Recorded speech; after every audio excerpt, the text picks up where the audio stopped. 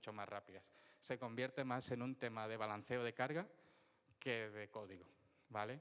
Si tu problema se convierte en problema de infraestructura, es hasta un poco más fácil de resolver si sabes hacerlo, ¿vale? Si tienes que arreglar el código, tardas más. Entonces, esa fue la principal razón por la que, como correcto, decidimos implementar una arquitectura de microservicios, ¿vale? Es muy importante entender el porqué de una arquitectura técnica para que el equipo te la compre. Yo siempre lo digo, ¿vale?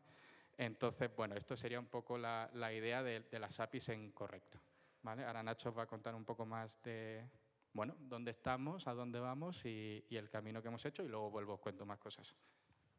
Genial. Como veis, hay varias empresas que vosotros conocéis, hay algunas que son más pequeñas, pero nosotros en Correcto tenemos una cosa muy clara, que nos encanta más las colaboraciones que la facturación. Y os preguntaréis el por qué, ¿no? Y es porque muchas veces no es necesariamente lo más importante la facturación, sino la distribución y la viralización de tu producto. Entonces, como veis, hemos tenido más de 120.000 descargas en nuestra extensión de Chrome, estamos en más de 1.400 instituciones y en más de 80 países. Y os aseguro que si veis la facturación os reiréis, pero es que a raíz de esto nos está dando mucho desarrollo y crecimiento del producto. Hemos trabajado y seguimos trabajando con Google for Startups, tenemos empresas como Ibermutua, como VS, y luego pues tenemos varios fondos de inversión, ¿no?, donde también ellos nos ayudan no solo la parte de monetaria, ¿no?, para seguir financiando el producto, sino también pues la parte de crecimiento y conexiones. Adicionalmente veréis, por ejemplo, el IE, ¿no? Al principio empezó como una colaboración literalmente de coger becarios, pero es que a día de hoy tenemos muchísimos estudiantes del IE que están utilizando la herramienta de forma gratuita, pero nos da una cantidad de feedback, una cantidad de desarrollo y sobre todo porque ven el valor, ¿no? Muchas veces, sobre todo para las startups, el vender un producto que no tiene un valor de primeras para ellos es muy complicado. Y eso es lo que nos ha hecho a día de hoy poder haber llegado a estos pequeños éxitos, y nuestro objetivo en Correcto es lo que decía al principio, ¿no?, ser una herramienta 360 de comunicación, donde da igual qué tipo de recursos hayas nacido, que puedas lograr tus logros y que un email o tu comunicación no vaya a impedir eso, ¿no? Y bueno, ahora volvemos otra vez a la parte técnica, que os comentará Dani un poquito más, pero bueno, comentaros eso, ¿no?, que al fin y al cabo nosotros, desde el punto de vista, vamos a decir, más de negocio, estamos más concentrados en esa viralización y distribución del producto, que es lo que hace que al fin y al cabo la parte técnica mejore, porque hay más gente probando todo. Y bueno, Dani, te dejo otra vez el micro. Vale. Tengo una pregunta antes de seguir con esto.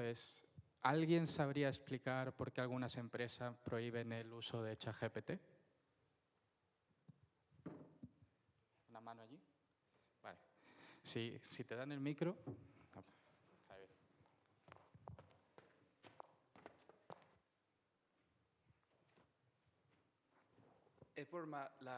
Perdón, español no es mi primer idioma, así que... pero por la misma razón que Italia no permite ChatGPT, es por protección de datos. Sí, pero es eso, sí, pero el por qué la gente no lo sabe y hace que genere problemas. Es decir, Samsung dejó utilizar ChatGPT a sus ingenieros, ¿vale? Esos ingenieros pusieron el código de todos sus micros en ChatGPT, ¿vale? Eso se pasa a la base de datos de ChatGPT, que se vuelve a entrenar con ahora el código secreto de Samsung. Y cuando yo, Dani, vaya a preguntar y diga, ¿cómo yo hago un microprocesador Samsung no sé qué tal? Me da el código de Samsung, ¿vale? Protección de datos y aislamiento de datos. Eso, ahí viene escrito, ¿vale? ¿Qué hace? ¿Esto a qué viene, no? El hecho de tener una arquitectura de microservicios hace que podamos compartimentalizar mucho los servicios que hacemos, ¿vale? Si un servicio de banca, por ejemplo, quisiera utilizar Correcto y sobre todo la parte de escribe por mí, pero no quiere que sus datos vayan al competidor, es mucho más fácil compartimentalizar la API, compartimentalizar los datos y que ellos vivan aislados. Y no tienen ni que crear un white label. Puedes hacerlo tú, gestionado por ti, etcétera, etcétera. Es un duplicado de tu API realmente, ¿vale?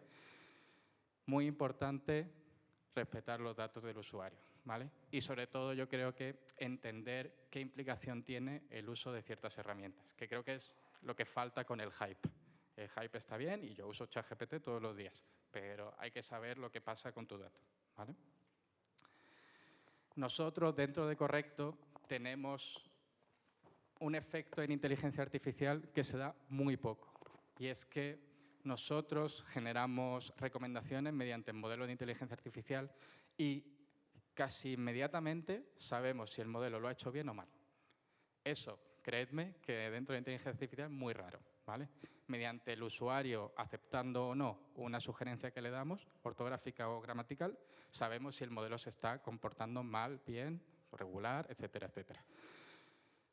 ¿Qué quiero decir con esto? Nosotros vamos a guardar siempre lo que el usuario escriba, pero no es necesario guardar todo el mensaje, ¿vale? Una de las integraciones que tenemos es WhatsApp, ¿vale? Yo no necesito saber qué habéis escrito. Necesito saber qué 3 palabras había antes y qué 3 palabras había después.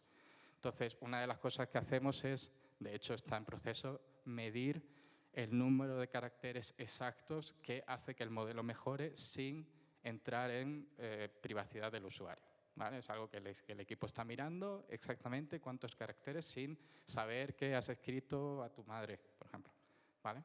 ¿Por qué? Porque hace que nosotros nos quitemos muchos problemas de datos personales, ¿vale? Que eso habría que gestionarlo, etcétera, etcétera. Vale, lo último, productividad aumentada, ¿vale? La inteligencia artificial, y lo espero por mí mismo, no va a quitarle el trabajo a nadie, creo, o a muy pocos, ¿vale? Lo único que hace es automatizar procesos que pueden ser automatizados, ¿vale? Ese es el objetivo de Correcto. El objetivo de Correcto es que la escritura sea simple, ¿vale? Que tú escribas un email, que tú escribas un mensaje en Slack y, como bien dice Ignacio, orientes tu mensaje a tu audiencia, ¿vale? No es lo mismo escribirle al CEO de Santander que a tu compañero del equipo, ¿vale? Y es muy importante poder tener, una de las cosas que tenemos es un detector de tono, ¿vale? Puede ser que estés enfadado, pues oye, una herramienta que te dice igual quiera relajar un poco tu mensaje en este email. Creo que es bastante útil porque, bueno, la gente puede ser de sangre caliente, pero no darse cuenta, ¿vale? Otra de las cosas que tenemos es un detector de informalidad, de nuevo, adaptarte a tu audiencia. Y todo esto que sea de manera automática. ¿Cómo lo hacemos de manera automática? Combinando esos modelos propios de inteligencia artificial con inteligencia generativa. Al final no deja de ser un prompt, ¿vale? Entonces, si yo tengo tu email informal, vamos a suponer, puedo decir que me lo escriba informal, ¿vale? ChatGPT es muy listo para esas cosas, lo hace muy bien, ¿vale? Ahorro de tiempo, no tienes que reescribir, es automático casi, mediante un botón, ¿vale? Entonces, desde Correcto y bueno, desde lo que a mí me aplica, que es el equipo de inteligencia artificial, es identificar áreas de automatización del proceso de escritura de una persona, ¿vale? Ya sea estudiante, sea profesional, sea cualquier cosa, ¿vale? Nos adaptamos a todos. Y creo que ya está. Vale, ¿preguntas?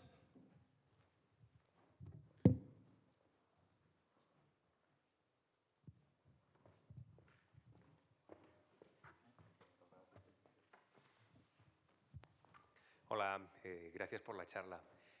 ¿Qué latencia manejáis normalmente en el modelo? Es muy buena pregunta, sí. Alrededor de 1,5 segundos a día de hoy. 1,4 segundos esta mañana, cuando he mirado. Estamos trabajando en ello. Pero es literalmente el problema más gordo de APIs en IA. O sea que, sí. Como bien habéis podido identificar, Correcto es un producto online. No podemos simplemente deciros volvemos en 6 horas. Así que, bueno, más o menos estamos en ello.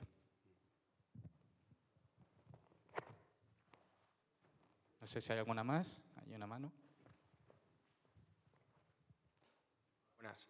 Sí, cuando decías que detectas rápidamente si ha habido un error, ¿te refieres a un error de contenido o cualquier tipo de error? ¿De tono? Bueno, de tono es más difícil de reflejar. Sobre todo es el producto core de correcto es el corrector.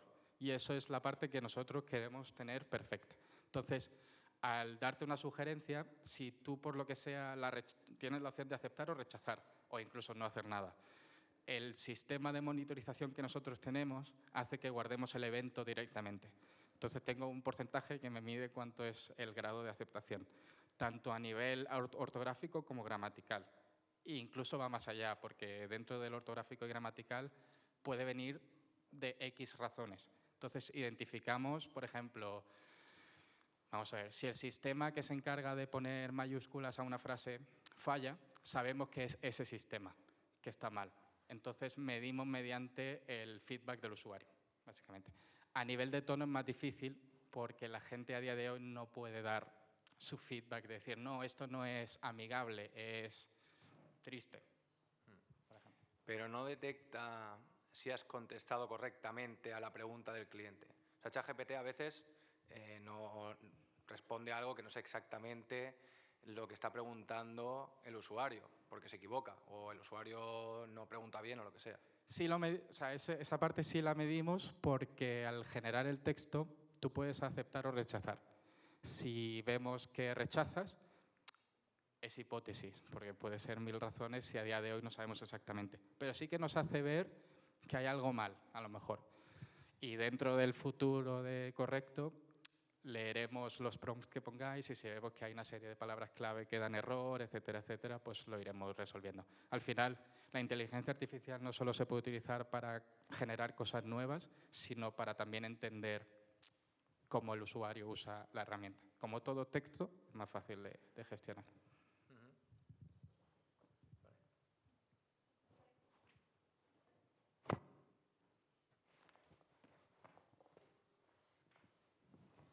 Hola, que es muy interesante todo esto de la inteligencia artificial aplicada a la corrección del lenguaje y esto que contáis de que podéis ver si algunas palabras los usuarios no las aceptan, pero la gente es que habla fatal y escribe peor. Muy mal, sí. Muy mal, es una pena. Entonces, pues nada, hay determinadas zonas en las que, por ejemplo, la gente dice habrían varias personas, pongamos, y lo dicen todos. O sea que otras zonas la gente es laísta o es leísta, etc. ¿No corremos el riesgo de que el motor se vuelva loco y empiece a aceptar como buenas ese tipo de cosas? No debería, pero puede pasar, puede pasar. También puede pasar que ciertas palabras que están muy arraigadas en la sociedad, pero no reflejadas en la RAE, que es las reglas que nosotros seguimos, sí formen parte de correcto. Decir palabras sobre todo, bueno, voy a decir generaciones jóvenes, pero bueno, si nosotros estamos en WhatsApp, si tú te dedicas a escribir bro cada 3 palabras, no voy a estar corrigiéndote bro todo el rato. El usuario personalmente tiene su diccionario personal. Entonces, si tú escribes bro 3 veces cada 3 palabras, lo puedes añadir a tu diccionario y ya no hay sugerencias. Lo mismo si escribes Shakespeare un montón de veces, ¿vale? Sí, la pregunta es, ¿puede ocurrir? Pero nosotros nos regimos por la RAE y está muy limitado a qué palabra se añade al diccionario de correcto. El diccionario de correcto está muy filtrado por la RAE. Bueno, yo me encaminaba un poco más al estilo, a las reglas gramaticales, la parte gramatical, no la ortográfica. Si incumplen las leyes gramaticales reflejadas, no debería de dar error, por mucho que escriban mal. Otra cosa es que lo que en España se considere error gramatical no lo sea en otro dialecto. En ese caso, aplicaríamos el otro dialecto. Bueno, hay muy pocos casos, pero sí es verdad que la construcción de frases en ciertos dialectos es un poco diferente a como lo hacemos en España, o en castellano clásico, tradicional.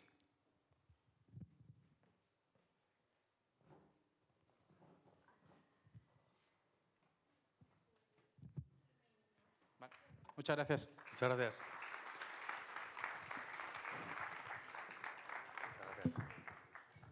Vale, pues nada, muchísimas gracias.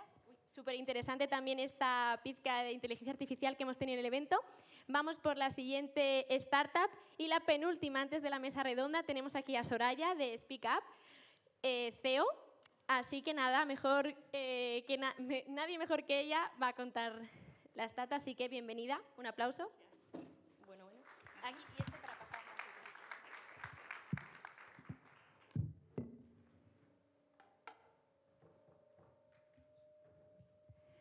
Buenos días a todos. Era el año 2015 cuando pisé por primera vez esta sala.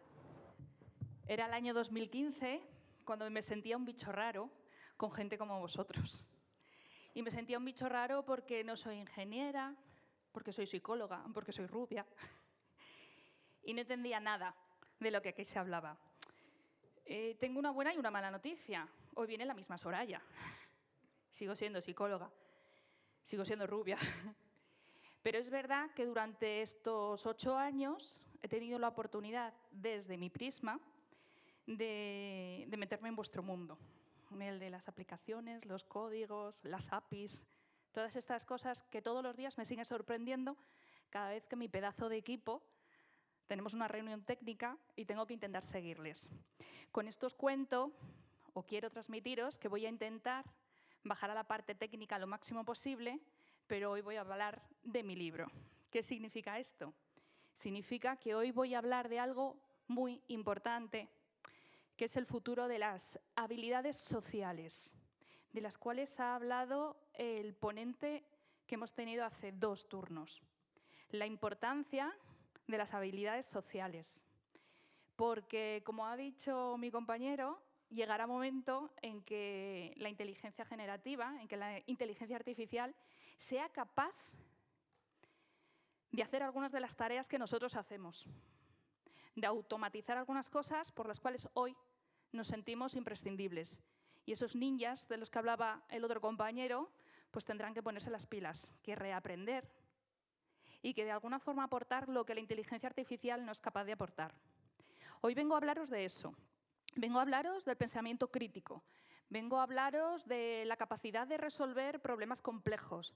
Vengo a hablaros de la capacidad de resolver un problema que todavía no ha surgido, un problema futuro. Y eso es lo que llamamos las soft skills.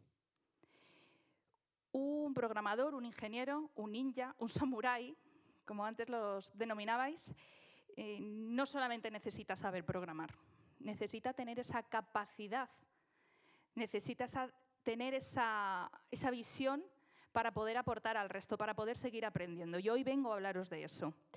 Vengo a hablaros de soft skills, vengo a hablaros de cómo comunicar, cómo influir, cómo persuadir. Y a partir de ahí lo que pensé es que algo tan importante, algo que nos hace tan diferentes como son esas habilidades, antes no eran correctamente entrenadas, ahora os contaré por qué. Y gracias a todas estas herramientas de inteligencia artificial, realidad virtual, procesamiento del lenguaje natural, inteligencia generativa, somos capaces de entrenarla de forma mucho más eficiente. Ahora sí me presento. No sé dónde tengo que apuntar. ¿Aquí? ¿Allí? ¿Dónde tengo que apuntar, perdón? ¿Ves?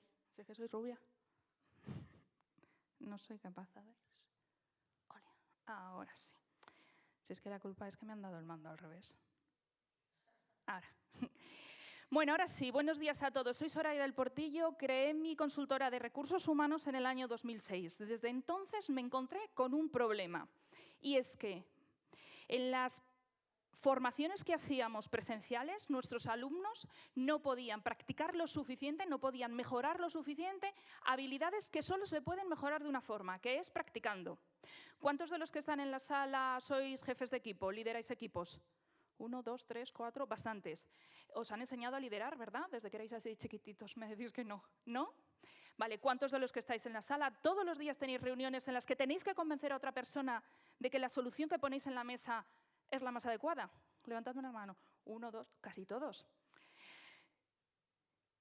¿Cuántos de vosotros, además de liderar y de intentar convencer, les ha tocado subirse aquí? ¿Y cómo lo habéis pasado? Que me levanten las manos. 1, 2, 3, 4... Más de la mitad. Al final, por muy expertos que seamos en la parte de código, en la parte de programación, en la parte técnica, siempre vamos a tener que vivir esas situaciones en las que no nos han enseñado a desarrollarlas, ¿verdad? Esas habilidades que son necesarias para llegar a conseguir hacer un producto de calidad, a hacer un producto que impacte con propósito.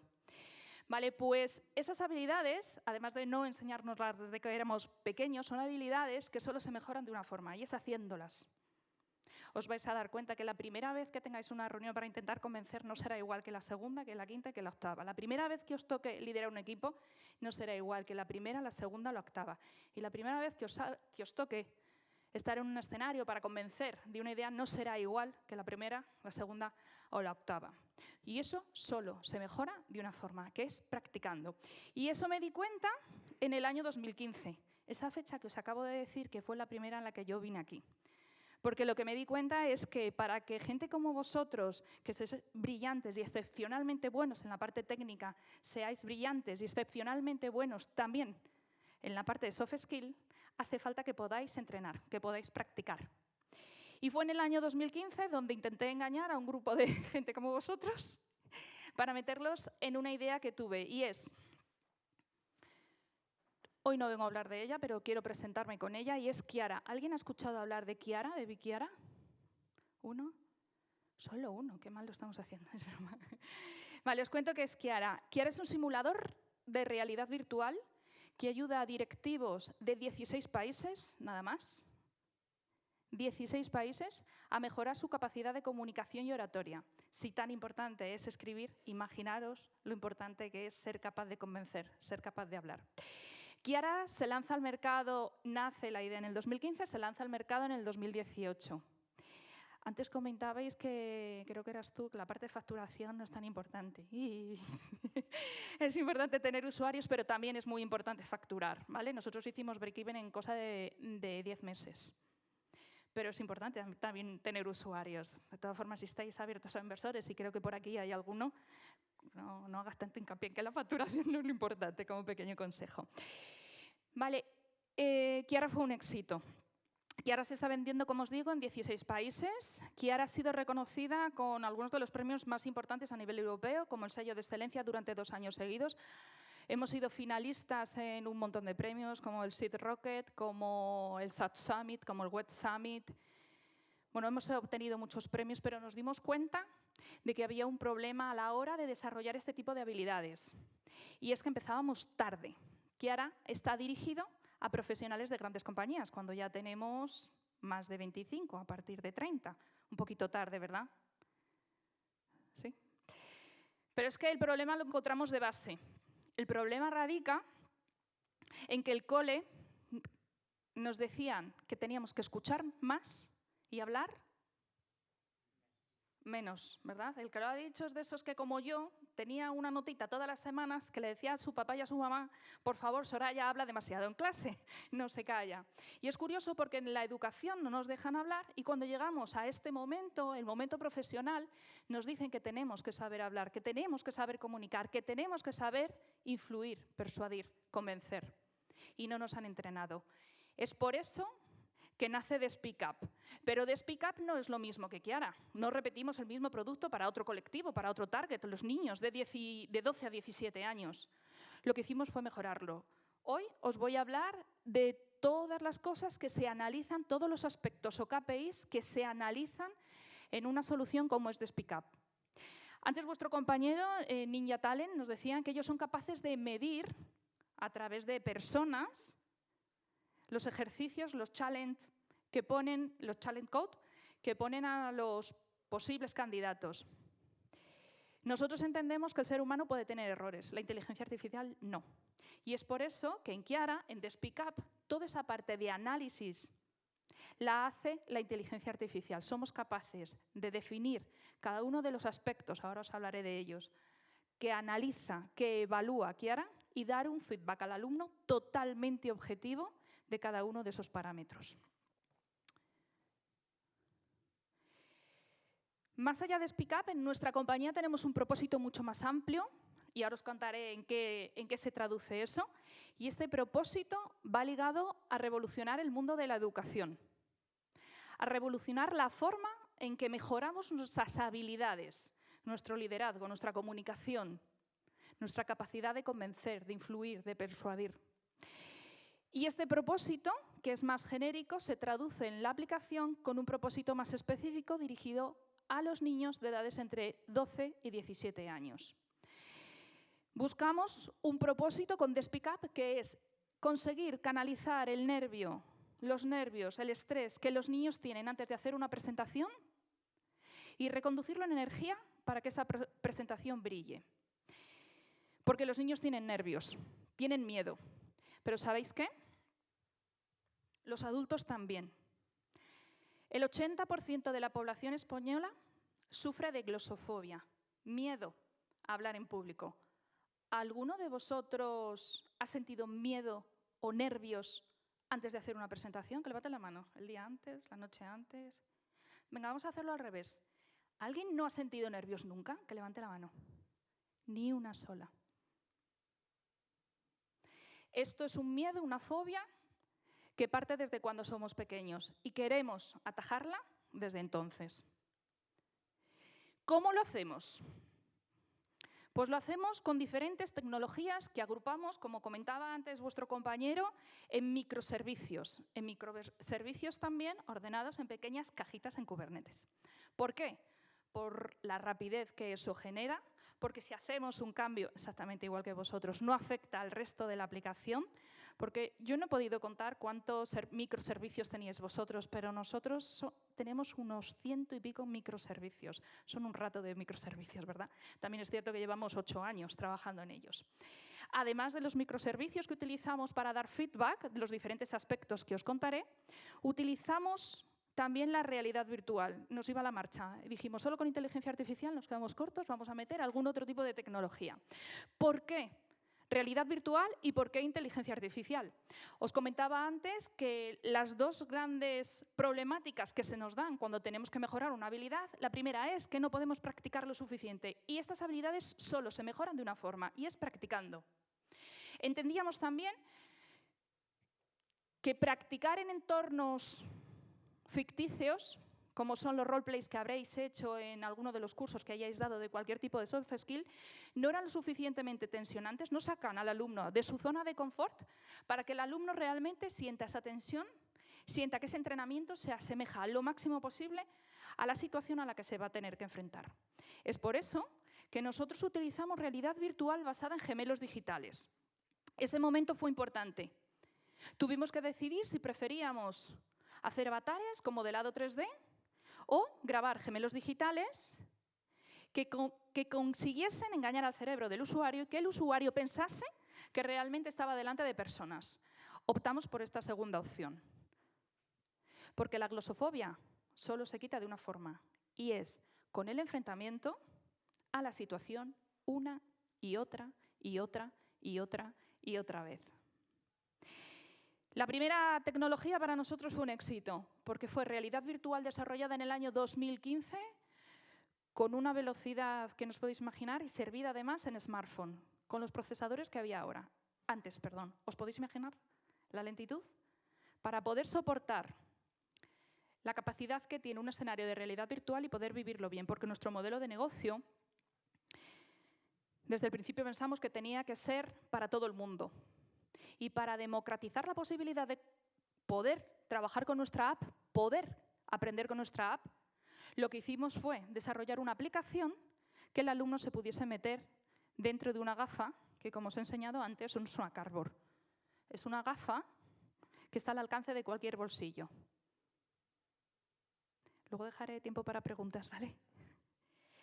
Vale, y la segunda tecnología, que yo creo que es la que nos ha traído hoy aquí, es la parte de inteligencia artificial. Nuestro algoritmo, hablo de uno, pero no es uno, nuestro algoritmo de inteligencia artificial es capaz de medir aspectos realmente importantes. Os hablaré de alguna de las APIs que utilizamos. Por ejemplo, somos capaces de medir la positividad del discurso, el número de coletillas, de veces que has repetido una coletilla y las coletillas que utilizas. Por ejemplo, somos capaces, esto es fácil, ¿no? Una API, speech to text, antes, después de comparar la de IBM, Google y Amazon, la mejor era la de Google. Ahora no. Cuidado con las APIs, ¿vale? Porque cada vez más encontramos APIs de pago que cada vez más se han convertido en open source y pueden estar dentro de nuestra propia solución, ¿vale? No sé si conocéis todos las APIs de Speech to Text que actualmente han sido sustituidas por Whisper. No sé si lo conocéis, ¿no?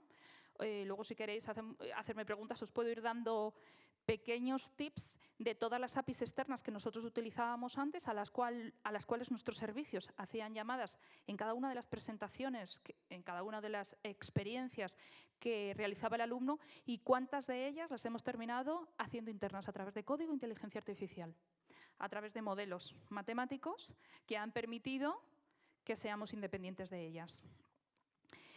Esta inteligencia artificial, como os comentaba, mide aspectos más fáciles, como con una API de Speech to Text, ser capaz de saber cuántas palabras por minuto decimos, cuáles son las coletillas que repetimos, el lenguaje que hemos utilizado. Pero medimos otras cosas que no mide nadie, ni Amazon, ni Google, ni IBM, ni las más grandes.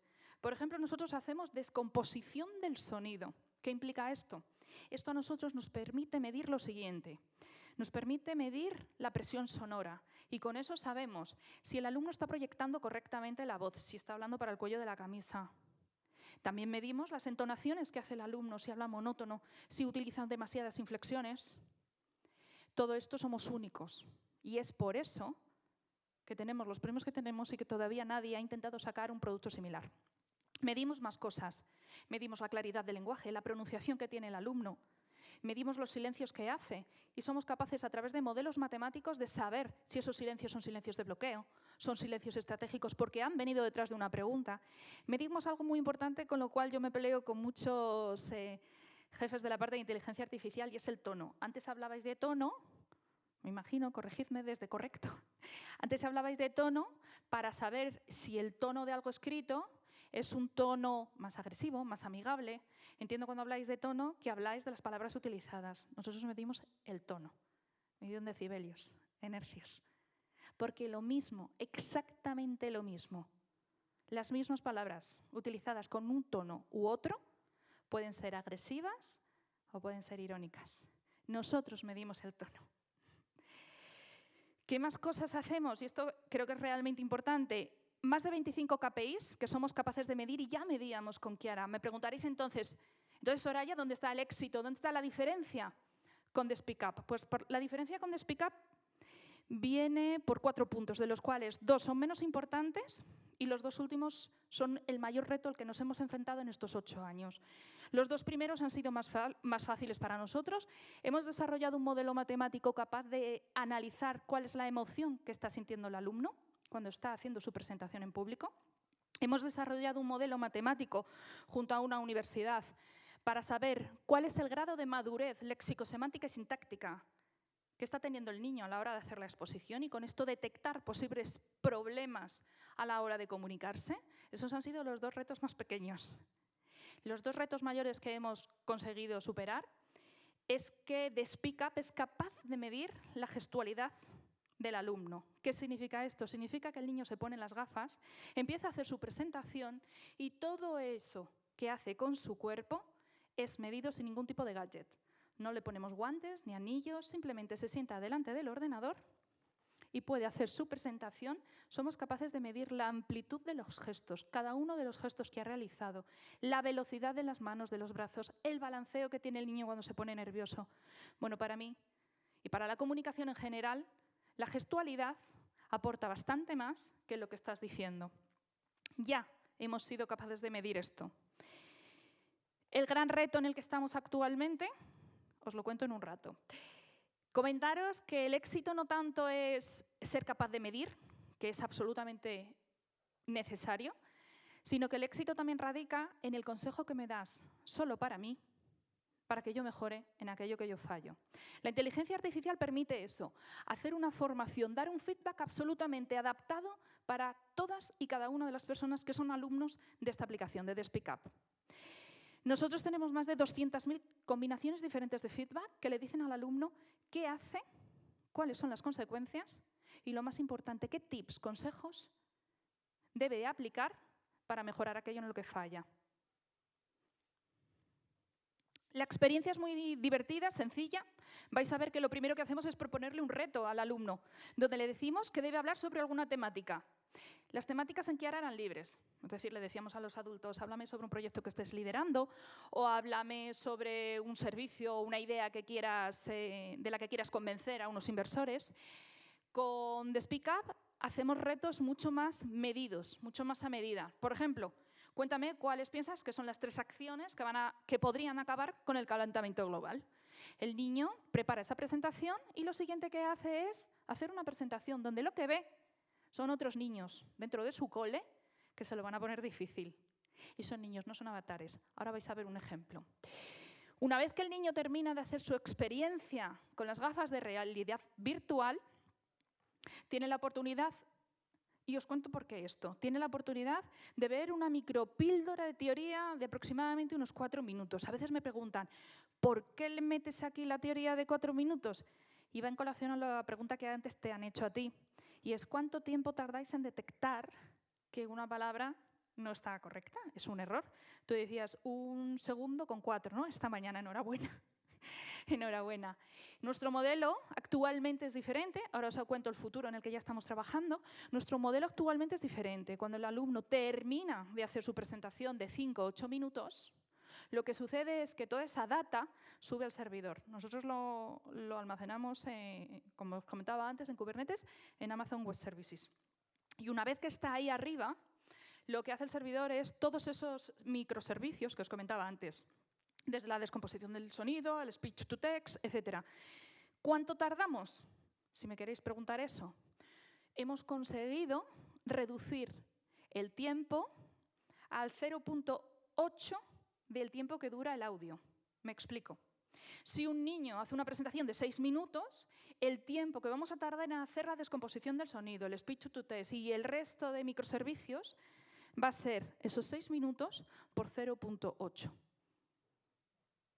Por eso, ese tiempo, para que el flow de la experiencia continúe, les metemos esta parte de teoría. Y por último, el niño recibe, antes era a través de un coach, os voy a contar esto porque es interesante y me da tiempo. Antes, estas grabaciones de feedback entendíamos que era muy importante que las recibiese a través de un humano. Y lo que hacíamos era, imaginaros, grabar 200.000 combinaciones diferentes de feedback. La muerte. Ahora tiramos de un servicio de inteligencia artificial que parece que te lo está diciendo un humano. No sé si conocéis el servicio de Synthesia.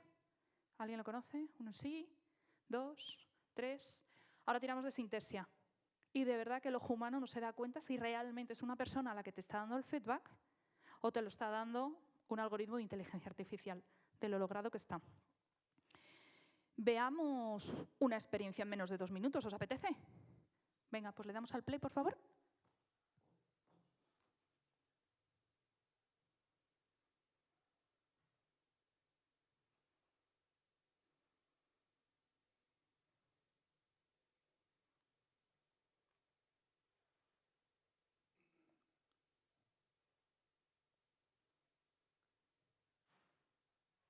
No tiene volumen.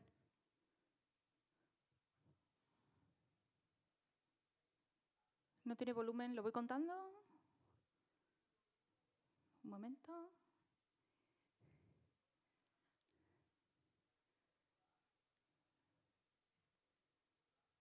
Hemos probado antes y funcionaba, os lo prometo. Si no, lo voy contando yo, ¿eh?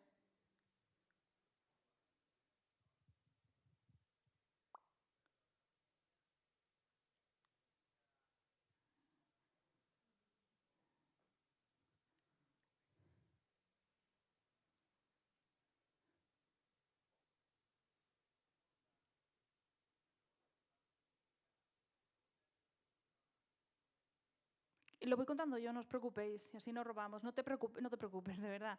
Vale, darle al play y ya está. Vale, como os comentaba, The Speak Up es una aplicación donde el alumno, bueno, evidentemente tiene que hacer todas estas funcionalidades, que son un rollo, cuando las ves aquí funcionando dices, jo, parecen fáciles, donde el alumno mete su usuario, mete su password. Luego, si me da tiempo, hablaré un poquito de ciberseguridad, que me ha parecido muy interesante lo que habéis contado. El alumno puede vivir diferentes experiencias. Es un modelo de suscripción lo que nosotros estamos utilizando. Y en esas experiencias tiene un desafío, como os comentaba antes, una práctica, la teoría y el feedback. El alumno, cuando comienza su práctica, se pone la gafa de realidad virtual y empieza a hablar, empieza su experiencia.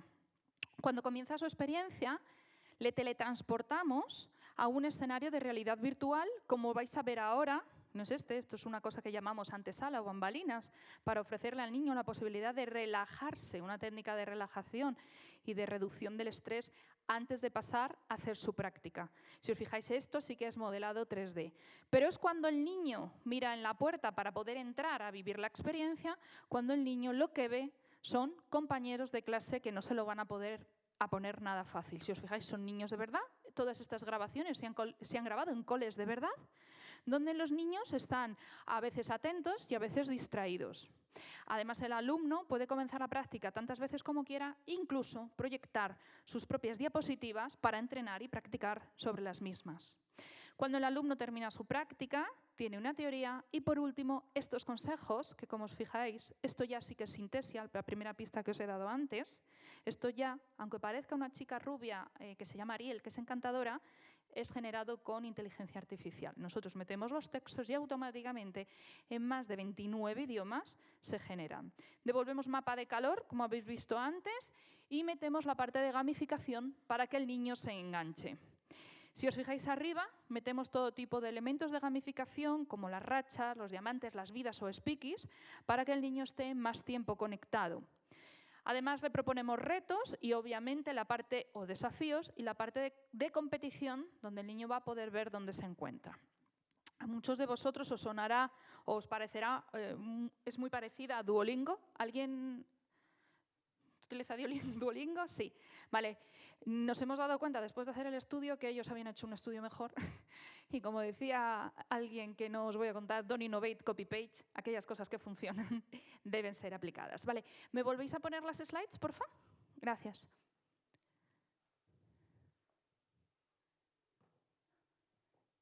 No obstante, este vídeo está en YouTube. Luego puedo facilitar el link para que podáis ver la aplicación en estado puro. Vale. Un poco de resumen, realidad virtual, las decisiones que se toman, y fijaros que no son decisiones técnicas, son decisiones de sentido común, son decisiones que vienen definidas por el propósito que tengamos. Realidad virtual basada en gemelos digitales, importantísimo. Inteligencia artificial que combina todo tipo de aspectos a través de microservicios. Y coaching personalizado, porque de nada sirve medir si esa medición no aporta valor añadido al usuario final, en este caso a nuestro alumno, niño o adulto. Es decir, ese output pedagógico que el niño recibe de cómo ha hecho esa presentación. Os he traído esto, que es la versión, mi CTO me dijo que ni loca, que no lo trajese, pero digo, si es la primera versión, ¿qué más da? Por lo menos para intentar aportar un poco de cuál es una arquitectura básica, esta es la que teníamos nosotros al inicio, una arquitectura básica de una aplicación como es la nuestra, ¿vale? Si os fijáis, ahí aparecen algunos de los microservicios, tuvo que quitar unos cuantos porque si no le mataba. Y ahí veis un poco dónde tenemos todo almacenado y cuáles son esos microservicios que ayudan a aumentar la velocidad. Como me quedan 2 minutos, os voy a contar cuál es el gran reto. Y el gran reto no tiene absolutamente nada que ver con esta arquitectura. Como os comentaba antes, la arquitectura de la solución actual termina de recoger la data cuando el alumno termina y automáticamente la envía a la nube. Es ahí donde se producen todos los microservicios y donde se devuelve todo el output, todo el análisis que hemos realizado.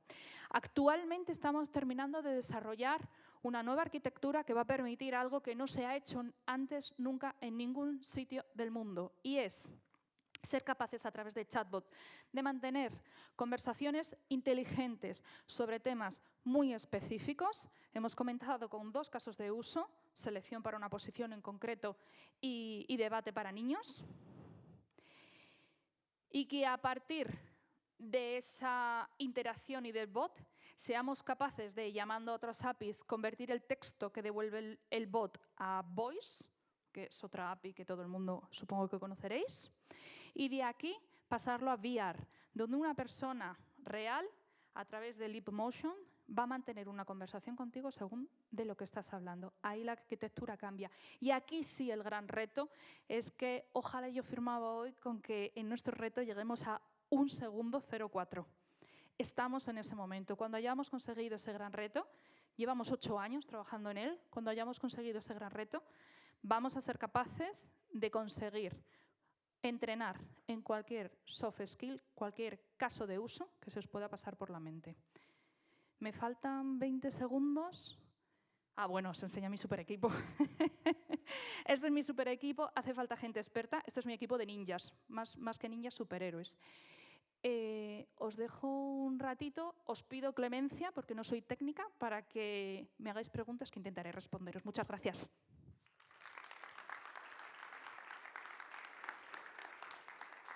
¿Preguntas? ¿O me he explicado muy bien o todo lo contrario? Por aquí, por favor.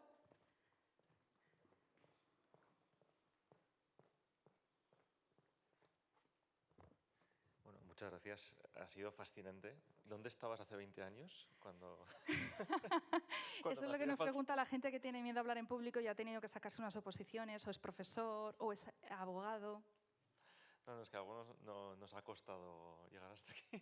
Sí, lo sé. No, me parece súper interesante y lo veo, vamos, me encanta porque lo veo para mi hijo, para que lo use. O sea, ¿esto se usa tanto a nivel particular o lo estáis haciendo también en escuelas? ¿Estáis más en B2C, en B2B o os da igual? Sí, te soy sincera, estamos tan desbordados de ventas que no estamos atendiendo bien a quien nos pide comprar, y te estoy hablando del B2B de Chiara. Con el mismo equipo hemos desarrollado de Speak Up. Nuestra idea, ya hay coles que han sido parte del prototipo y hay coles que nos están comprando, pero nuestra idea es no ser B2B2C, sino conseguir un distribuidor. Ya tenemos a Santillana interesado en comprar la solución con exclusividad en los países en LATAM donde están asentados. Nuestra idea es darle la exclusividad de venta a una grande como puede ser Santillana, porque no llegamos.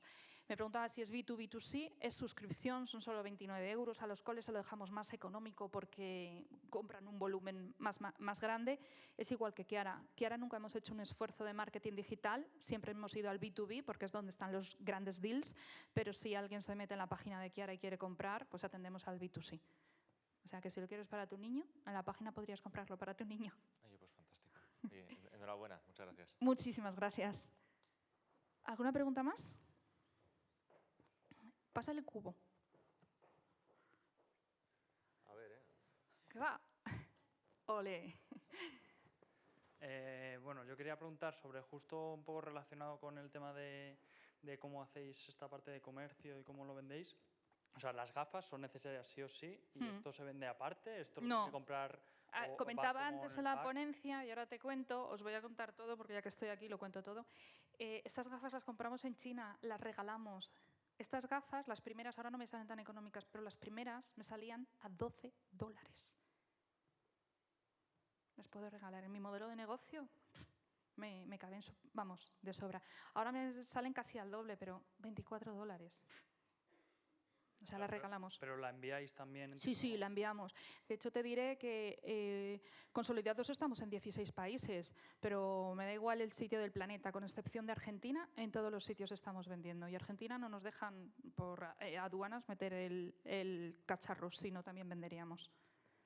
Importante, tú antes hablabas de dialectos, Chiara está en castellano, Chiara está tropicalizado al mexicano, al peruano y al chileno. Chiara está en inglés británico y está en inglés americano. Una vez que hemos hecho el primero y el modelo matemático está funcionando, lo único que tenemos que hacer es entrenar con muestras. Oye, muchas gracias. Gracias. Un segundo. Última. Perdón. Gracias. Sobre lo último que decías, claro, estaba pensando yo en mi startup y mis problemas. Claro, cuando tú puedes entrenar un modelo para que entienda lo que está diciendo la otra persona y puedas contestar, la aplicación ya no tiene por qué ser la aplicación que le estáis dando de formar niños o adultos, sino que puedes contestar dentro de un marco, ¿no? En mi caso, financiero, pero que podrías atender clientes incluso Sí, con esta tecnología. mi consejo, apunta, Kendra, K-E-N-D-R-A. Apunto. Amazon es caro, pero ya se está utilizando precisamente para responder a consultas de técnicos, de expertos y de clientes. Ok, Y luego, sí. si quieres, localizarme a mí es súper fácil, respondo a todo el mundo. Soraya del Portillo en LinkedIn y si no, soraya@vikiara.com, ¿vale? Y en lo que te puedo ayudar, te ayudo porque ayudo a todo el mundo que puedo, ¿vale? Vale, gracias. A ti.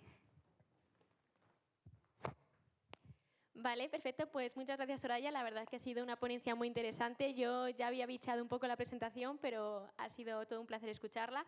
Así que ya pasamos a la última ponencia del día con David de WealthReader, que nos va a hablar de APIs bancarias. Así que nada, te dejamos el turno y mucha suerte y el mando. Ahí. Y es así.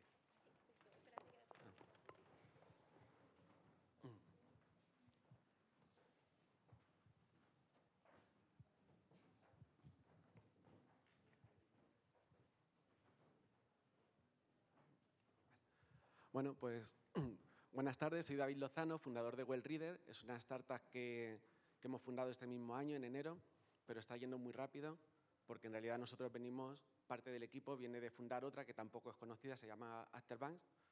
Algunos creo que sí la conocerán.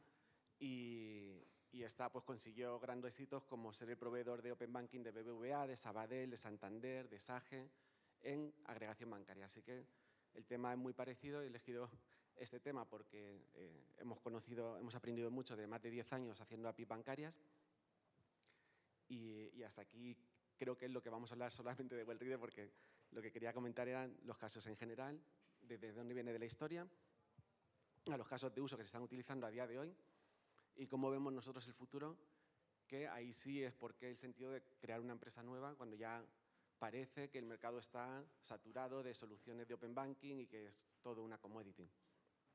La historia, y estamos, para situaros en fechas, pues imaginaros 2011, 2012, no había API bancaria, ni siquiera se sabía que era una API. Bueno, se sabía que era una API, pero había que explicarlo mucho. Y sí que había estándares bancarios, o sea que en realidad pues era posible en Estados Unidos conectarte con otros bancos, con algo parecido a una API REST. En Alemania también estaba el estándar FinTSM. En España se utilizaba protocolo EDI. Pero todo era muy complejo de utilizar y no había un acuerdo común de cómo utilizarlo. Además, el concepto API estaba llegando en aquellas fechas. No, ibas a una reunión a explicar que habías hecho una API y tenías que comentar que era una API, que era un fichero JSON, todo esto, que ahora nos parece muy normal. Estamos hablando de hace 10, 11 años. Era los primeros 10 minutos ya sabías que solo tenías que dedicar un poco a educar al cliente que era otro banco. Pero bueno, así era la historia. Entonces, seguimos todavía en ese momento. Como la necesidad sí existía, los casos de uso estaban en la cabeza de la gente, había ERPs que todos los días tenía que estar un contable exportando un Excel, importando, de 5 bancos pues le dedicaban 2 horas al día, no tenían la información actualizada. O sea, ya las herramientas que tenían la necesidad de APIs bancarias sabían que si les ofrecías este producto, pues ya tenían algo resuelto, una API se integra rápido. Entonces, no era necesario que el 100% de la población tuviera conocimiento de todo esto para disfrutar de los beneficios de que existieran estas APIs bancarias. Por esas fechas también salió Fintonic por el 2012, 2013, o sea que ya se veía. ¿Qué surgió? Y ahora hablo de España, aunque en otros países fue igual la historia. O sea, en Francia había otro proveedor que hacía lo mismo. Salieron soluciones muy locales porque al no haber un estándar bancario era necesario tener credenciales de cada uno de los bancos y hacer un código que conectara con los bancos. ¿Cómo lo resolvieron algunos? Unos proveedores lo resolvieron haciendo screen scraping, que eso es levantar una instancia de un navegador y simular los clics y formateando el dato. Nosotros, cuando arrancamos, ya vimos los problemas que eso tiene de tiempos de espera, capacidad, concurrencia, ¿no? Imaginaros refrescar 700.000 cuentas bancarias en un intervalo de 1 hora de madrugada. No es posible levantar 700.000 navegadores y hacer una navegación.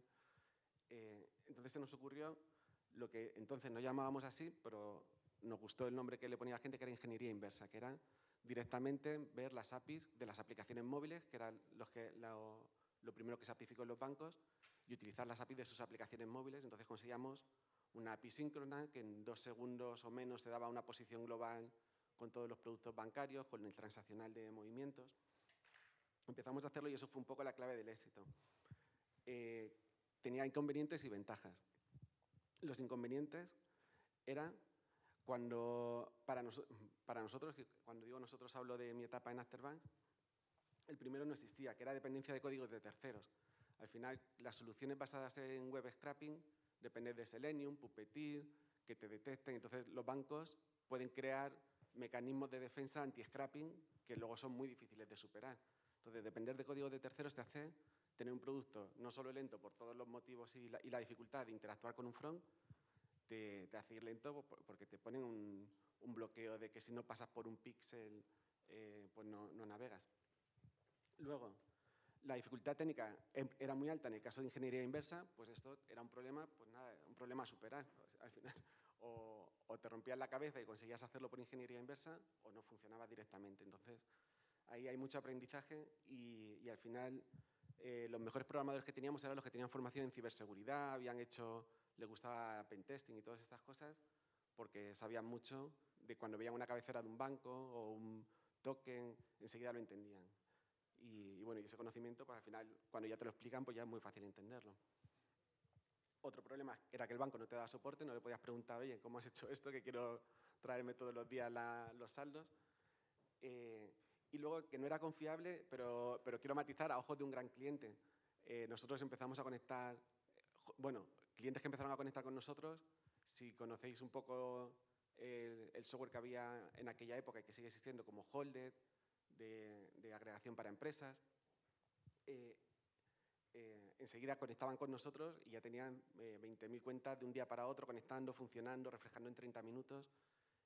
Funcionaba muy bien. Entonces, la confianza hubo que ganársela. Al principio íbamos a un banco, no digo nombres, pero te decían, ya, pero es que yo esto no lo pongo a mis clientes porque lo fallo y es un problema para mi reputación. Y nosotros teníamos las métricas, pero a pequeña escala, lo probamos con 1.000 cuentas. Luego ya cuando conectábamos, no sé si lo he dicho antes, al principio, pero acabamos conectando con 70 millones de conexiones con la banca al mes. Y ahora eso seguirá subiendo. Yo hace un año que ya no estoy ahí. Y luego, sobre todo, las ventajas eran muy buenas, porque al no depender del soporte del banco, el compromiso de SLAs con el cliente era tuyo. Tú sabes que si te cambia la banca online, en un día lo resuelves o en una semana. Entonces, te comprometes a eso. Si te cambias solo un dato, te comprometes a 4 horas, podías definir por contrato bien los tiempos de respuesta de soporte. Eso es una súper ventaja. Ahora está regulado. Enseguida llegamos a la siguiente diapositiva donde está regulado y es uno de los problemas el que esté soportada la API por el banco. Otra ventaja es que no hay límites geográficos. Aquí ahora está regulado por PSD2 y está regulado Europa. Pero si quieres conectar un banco de Canadá, ¿qué haces? Te tienes que regular también en Canadá, estudiarse su regulación. Es un poco más lío. La situación actual es la regulación PSD2. Os sonará porque englobaba muchas cosas, englobaba los pagos con tarjeta y ahí hubo un montonazo de correos hace 3 o 4 años informando de cambios de PSD2. Se introdujo lo del doble factor, que es una dificultad añadida a la tecnología de ingeniería inversa o de scrapping, pero también se dio un canal regulado que los bancos están obligados a dar soporte. Entonces, parece que ahí va mejorando la cosa, pero no es así. Y luego, ese canal regulado, ¿qué les obligó a hacer? Dar el acceso a cuentas corrientes, el transaccional y los balances, y a iniciación de pagos. Iniciación de pagos son APIs con las que tú puedes simular una transferencia, dar links prefijados, donde con un clic el pago es de banco a banco sin que el usuario vaya a su banco. El último sitio que lo vi fue esta semana en Iberia. Vas a pagar un billete y ya puedes pagar con tarjeta, con PayPal o con tu banco. Entonces, ¿qué inconvenientes hay aquí? El interés bajo o nulo de los bancos de dar un soporte que funciona siempre bien. Hay bancos que tienen una persona para dar el soporte a todos los proveedores PSD2. Entonces los tickets se acumulan, el cliente final se queja, parece que no funciona nada y realmente es que no es que no funcione nada, pero cuando hay un fallo es imposible, no hay agilidad de datos. Y luego, otro inconveniente es que no se pensó en lo siguiente. Agregación bancaria de cuentas corrientes cubría los casos de uso que se hacían hasta el momento, el alimentar a un ERP de datos, temas de scoring, ahora veremos esos casos de uso porque son los que se usan en la actualidad, y poco más, y aplicaciones de finanzas personales. Pero hay muchísimas más cosas que se pueden hacer si el dato fuera más extenso. ¿Por qué se hizo así? Pues por regular lo que se estaba haciendo. Había como un miedo de aquí todo el mundo está accediendo a bancos con código de vete a saber qué, te lo pueden atacar, no sabemos quiénes son las entidades intermedias, si derivan parte de la información a entrenar modelos sin anonimizar la información, todo eso. Ya viene un regulador que tiene un expediente y que te está mirando cada año, te está pidiendo informes, pues bueno, ahí sí que fue una de las ventajas y es lo que ganaron. Que de hecho es la que digo que ya ser una actividad regulada genera confianza. Ya donde todos los bancos se lanzaron a hacer lo mismo que estaban haciendo ya otras startups, que era conecta con todos tus bancos. Entonces, ¿cuál es la situación ahora? Se puede ver el vaso medio vacío o medio lleno. Nosotros en WellReader lo vemos medio vacío. Esto es un comienzo. Ahora se cubren muchos casos de uso. Ya todo el mundo, nadie le sorprende que es una API. La gente se monta una startup y le monta la conexión con su banco para comprobar cuándo hacen los pagos, detectarlo automáticamente. Ya es como que está incluido. Igual que están las APIs de conversión de texto a voz y sabes que funcionan, pues de agregación bancaria lo das por hecho. Pero con la regulación se quedó fuera de la foto un montón de cosas. Y creo que me estoy adelantando porque quería hablar de los casos de uso, que he pasado ya varias veces por ellos. Los casos de uso. El primero fue el de los ERPs. El Contaplus, Sage, Holded, Factura Directa, Keydan Cloud. Había un montón de ERPs muy chiquititos, de 20.000 a 50.000 usuarios cada uno, y todos tenían la parte del trabajo manual. Entonces, la adaptación fue rapidísima por ellos, porque en cuanto lo ponía uno y le empezaba a quitar clientes al otro, buscaba quién era el proveedor y enseguida integraban. Una integración por API era muy rápida. El scoring, igual, había una solución que era basada en screen scraping. Estábamos hablando de 2013 o 2014, pero tenía el problema de que no era síncrono. Entonces, cuando una persona está pidiendo un préstamo, lo que quiere, un micropréstamo, imaginaros, pides 500 euros para devolver en 30 días o en 6 semanas. Tú lo que quieres es hacer un clic, conectar con tu banco y en 2 segundos que te diga si sí o no. Entonces, cuando era screen scraping era en 1 hora te avisaremos. Entonces, fue el siguiente sector en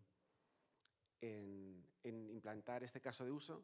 Igual, empezaron startups pequeñas que nadie conocía y luego ya CTLM, todos los grandes lo han acabado cubriendo este caso de uso. Y luego los pagos de banco a banco, que no se está viendo demasiado, pero como comentaba antes, yo ya lo he visto en Iberia y fue esta semana cuando dije, anda, parece que ya va cuajando. Aquí los primeros en integrar pagos de banco a banco eran los que tenían el problema de que solamente podían cobrar por transferencia bancaria por distintos motivos. Imaginaros una gestora de fondos, tú no puedes meter 5.000 euros con tarjeta de crédito, me imagino porque la comisión será alta y porque el límite de la tarjeta de crédito no lo permite. Entonces, en gestoras de fondos fueron los primeros en integrar esto de paga con tu banco, no te vayas al banco, que en 3 clics lo tienes hecho.